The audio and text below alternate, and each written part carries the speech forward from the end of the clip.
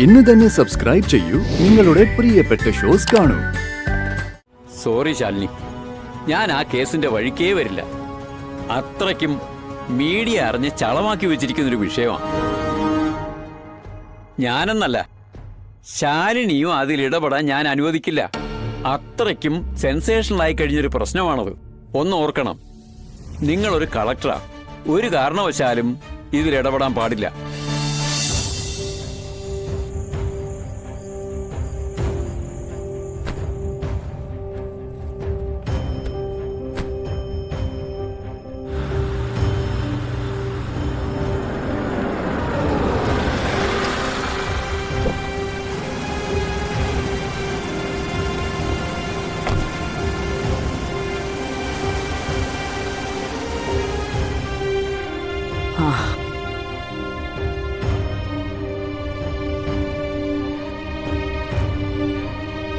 എന്ത് കോലാ മോളെ ഇത്? നീ അവിടെ കളക്ടർ പണിക്ക് തന്നെ പോവുകയാണോ? അമ്മ എന്തറിഞ്ഞിട്ടാ അമ്മ ഈ പറയുന്നേ? എന്റെ കീഴിലെ ഓരോ സെക്ഷനിലെ സ്റ്റാഫിനും അവരവരുടെ പണി മാത്രം എടുത്താൽ മതി. എനിക്ക് ഇവരുടെ എല്ലാവരുടെയും പണി മൊത്തമായിട്ട് എടുക്കണം. ഇപ്പൊ ജോലി എന്ന് പറയുന്നത് ഒരു ചടങ്ങാ. കിട്ടുന്നത് വരെ ഭയങ്കര ആത്മാർത്ഥതയായിരിക്കും. കിട്ടിക്കഴിയുമ്പോ പിന്നെ എല്ലാം മറക്കും. എന്തെങ്കിലും ഒന്ന് പറയാൻ പറ്റോ? എല്ലാവർക്കും 100 യൂണിയനാ. നീ ആയിട്ടൊന്നും പറയും പിടിക്കൊന്നും വേണ്ട. ചെയ്യുന്ന പോലെയൊക്കെ ചെയ്യട്ടെ. നീയും അങ്ങനെയൊക്കെ തന്നെ ചെയ്താൽ മതി. അത് പറ്റില്ലമ്മേ. കാര്യങ്ങൾ നേരാവണ്ണം നടന്നില്ലെങ്കിൽ ചോദ്യം വരുന്നതും സമാധാനം പറയേണ്ടതും ഞാനാ. അമ്മ ഒരു ചായ എടുക്ക്. അത് കുടിച്ചിട്ട് ഇനി എന്തോ ഉള്ളൂ.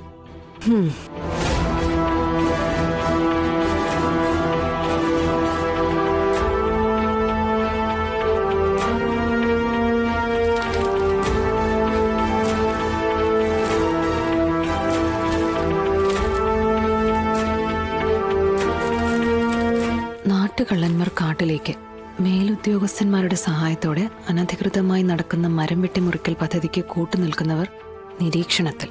പലരും പകൽ വെളിച്ചത്തിൽ കുടുങ്ങുമെന്ന് ഇന്റലിജൻസ് റിപ്പോർട്ട്. മന്ത്രി പറഞ്ഞത് വെറുതെ അല്ല. മാധ്യമങ്ങൾ ശക്തമായി രംഗത്തുണ്ട്. ടിവിയിലും ഇതൊക്കെ തന്നെയാ മോളെ പറയുന്നത്. മോളെ, നമ്മളെ കൊണ്ട് എന്തെങ്കിലും ചെയ്യാൻ പറ്റൂടി? നോക്കാവുന്ന വഴിയെല്ലാം നോക്കി. ഒരു തരത്തിലും ഒരാൾക്കും സഹായിക്കാനാവാത്ത രീതിയിലാണ് ഇതിപ്പോ കൊണ്ടുപോയി എത്തിച്ചിരിക്കുന്നത്. സഹായിക്കാനായി ചെല്ലുന്നവർ പ്രതിയാവുന്ന അവസ്ഥയാ. പല വഴിയും നോക്കി. സത്യമേ മാത്രം ഓർത്തിട്ടല്ല, നമ്മുടെ മോളും കൂടി താമസിക്കുന്ന വീടല്ലേ. മോളെപ്പോലെ ഒരാൾ ഇങ്ങനെ ഒരു സ്ഥാനത്തിരുന്നിട്ട് ഇങ്ങനെ ഒരു അവസ്ഥ വരുമ്പോ ഒന്നും ചെയ്തില്ല എന്നൊരു കുറ്റപ്പെടുത്തൽ ഉണ്ടാവാതിരിക്കാൻ വേണ്ടിയാ അമ്മ ഈ പറയുന്നത്. ഈ ഒരു സ്ഥാനത്ത് ഇരിക്കുന്നത് കൊണ്ട് തന്നെയാണമ്മേ എനിക്ക് ഈ പ്രശ്നത്തിൽ ഇടപെടാൻ പറ്റില്ല എന്ന് പറഞ്ഞതും. അതമ്മ എങ്ങനെ പറഞ്ഞു മനസ്സിലാക്കുമെന്ന് എനിക്കറിയില്ല. എന്നാ അതാ സത്യം. ഈ ഒരു കാര്യത്തിന് വേണ്ടിയുള്ള ഓട്ടമായിരുന്നു ഇതുവരെ. ഞാൻ മാത്രമല്ല, വിഷ്ണുവേട്ടന്റെ രീതിക്ക് ഓടുന്നുണ്ട്. ഒടുവിൽ എനിക്ക് മനസ്സിലായി, ഒരാളും സഹായിക്കില്ല. അതാ ഇപ്പോഴത്തെ അവസ്ഥ. സഹായിക്കരുതെന്ന് ആരൊക്കെയോ മുൻകൂട്ടി തീരുമാനിച്ചുറപ്പിച്ചിട്ടുണ്ട്. തെറ്റായ വാർത്തകൾ കൊടുത്ത് സർക്കുലേഷൻ വർദ്ധിപ്പിക്കുന്ന പത്രസ്വാതന്ത്ര്യത്തിന്റെ കാര്യമൊന്നും താൻ എൻ്റെ അടുത്ത് പറയണ്ട. റവന്യൂ വകുപ്പിന്റെ പേരിൽ എന്തെങ്കിലും അഭിപ്രായ വ്യത്യാസം ഉണ്ടെങ്കിൽ അതൊരു സുഹൃത്തെന്ന നിലയിൽ എന്നോട് പറയാം. എന്റെ കീഴിൽ വരുന്ന സകല ഉദ്യോഗസ്ഥന്മാരും ഹരിചന്ദ്രന്മാരാണെന്നൊന്നും ഞാൻ പറയുന്നില്ല. പക്ഷേ അവരൊന്നും പ്രത്യക്ഷത്തിൽ ഒരു വിവാദത്തിലും പെട്ടിട്ടില്ലെന്ന് എനിക്ക് ഉറപ്പുവരാൻ പറ്റും.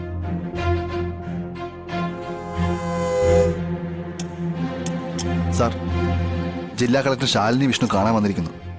വരാൻ പറയൂ. Okay sir.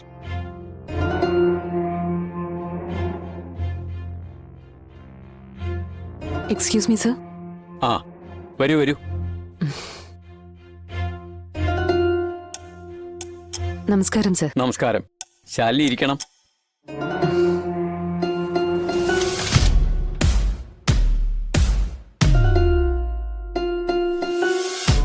സർ, ഞാനിപ്പോ വന്നത് തീർത്തും വ്യക്തിപരമായ ഒരു കാര്യത്തിനാണ്.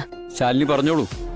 സാറിന് അറിയാവുന്നതാണ്, സർക്കാരിന്റെ അറിവോടെ നടന്ന ആ മരമുറി കേസില് എന്റെ ഭർത്താവിന്റെ കുടുംബം ചതിക്കപ്പെട്ടതാണ്. എന്റെ ഹസ്ബൻഡിന്റെ അമ്മയായ സത്യഭാമയും അച്ഛനായ രാഘവൻ നായരെയും മനഃപൂർവ്വം പഴയൊരു വൈരാഗ്യത്തിന്റെ പേരിൽ കുടുക്കിയതാണ്. അവരുടെ വീടും പറമ്പും ഒക്കെ ഇപ്പോ കൈവിട്ടു പോകുന്ന ഒരവസ്ഥയിലാ. കാര്യങ്ങളെല്ലാം എനിക്കറിയാവുന്നതാണ്. പല മന്ത്രിമാരുടെ ഇൻവോൾവ്മെന്റും ആ കേസിലുണ്ട്. പിന്നെ ഈ പറയുന്ന സത്യഭാമയോട് വൈരാഗ്യമുള്ള പലരും ഈ കേസ് അവർക്കെതിരെയാക്കി വഴിതിരിച്ചു വിടാനുള്ള ശ്രമവും നടത്തിയിട്ടുണ്ട്. പക്ഷേ ചാനലുകൾ അതൊന്നും പറയുന്നില്ലല്ലോ. സർക്കാർ കൊടുത്ത ലൈസൻസ് വെച്ച് ആദിവാസികളുടെ ഭൂമി കയ്യേറി, വിലപിടിപ്പുള്ള വനസമ്പത്ത് കയ്യേറി, അതാണ് ഇപ്പൊ വന്നിരിക്കുന്ന കേസ്. അതൊരു ചെറിയ കേസല്ല. ആദിവാസികളെ തൊട്ടാലുള്ള കഥ അറിയാമല്ലോ. അപ്പോ പിന്നെ അവരുടെ ഭൂമി കയ്യേറിയെന്ന് പറഞ്ഞാൽ മീഡിയക്കാര് വെറുതെ ഇരിക്കൂ? പത്രക്കാര് വെറുതെ ഇരിക്കൂ? കാണാറില്ലേ ചാനലുകാരുടെ അന്തിച്ചർച്ചകളൊക്കെ?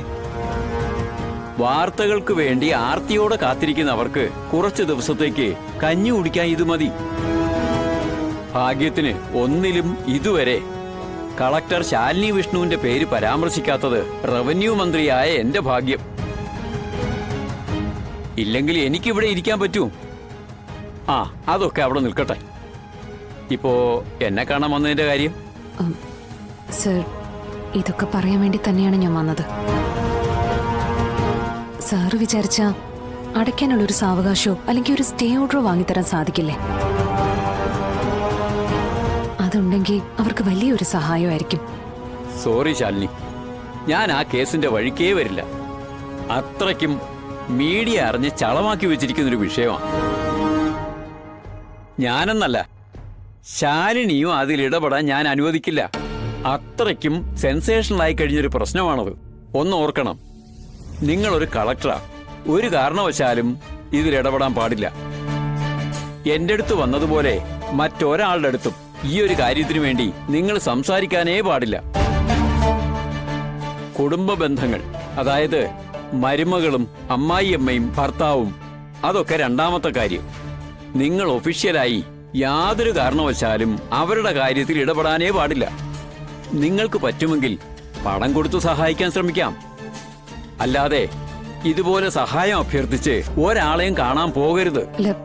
സർ, എനിക്കിതിന്റെ ദോഷവശങ്ങൾ അറിയാഞ്ഞിട്ടല്ല. പക്ഷെ ഇങ്ങനെ ഒരു പ്രശ്നം എന്റെ ഹസ്ബൻഡിന്റെ കുടുംബത്തിന് വരുമ്പോ ഈ ഒരു സ്ഥാനത്തിരിക്കുന്ന എനിക്ക് എന്തെങ്കിലും ചെയ്യാൻ പറ്റുമായിരുന്നു എന്ന് പിന്നീട് തോന്നരുതല്ലോ. അതുകൊണ്ട് മാത്രം ഞാൻ സാറിനെ കാണാൻ വന്നതാ.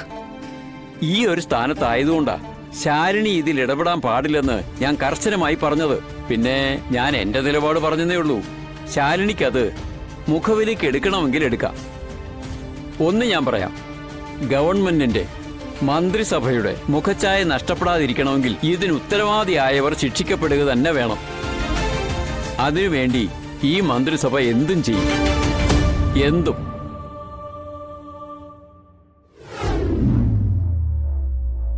അപ്പോ ഒരു തരത്തിലും ഈ ജപ്തി ഒഴിവാക്കാൻ പറ്റില്ലെന്നാണോ മോള് പറയുന്നത്? ഇല്ലമ്മേ, ഒരു പഴുതുമില്ല. അവര് ശക്തമായ രീതിയിൽ വല മുറുക്കിയിരിക്കുക.